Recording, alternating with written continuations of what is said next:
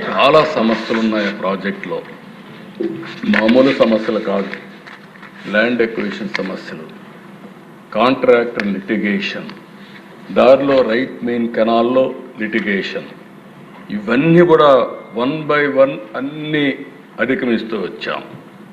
2013కి మీరు చూస్తే 72% పూర్తి చేశాం.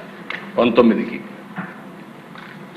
2019కి 72% పూర్తి చేసి డయాఫామ్ వాల్ 100% చేశాం. స్పిల్వే 100% చేశాం. స్పిల్వే కాంక్రీట్ 82% చేశాం. ఫ్యాబ్రికేషన్ ఆఫ్ గేట్స్ 100% చేశాం. ఇంకో పక్క 75% స్పిల్ ఛానల్ వర్క్స్ అయినాయి.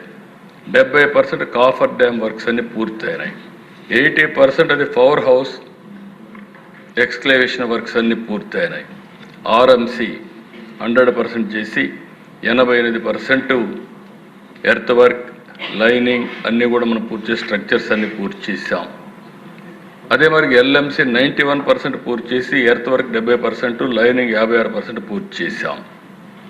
కానీ ఒక్కసారి మీరు చూస్తే దేశం 32,215 క్యూబిక్ మీటర్లు కాంక్రీట్ ఒకే రోజు చేసి గిన్నిస్ రికార్డు కూడా ఎక్కాం. ఇవన్నీ చేసిన తర్వాత దురదృష్టం 2019 ఎన్నికల్లో ఓడిపోవడం. ఓడిపోయినప్పుడు వీళ్ళు చేసిన విన్యాసంతో మొత్తం ప్రాజెక్టే మళ్ళా మొదటికొచ్చే పరిస్థితికి వచ్చింది.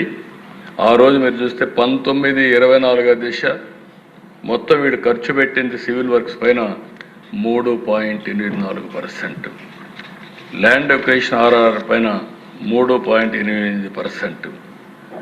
ఈరోజు మళ్ళీ మనం వచ్చిన తర్వాత దీన్ని లైన్లో పెట్టాం.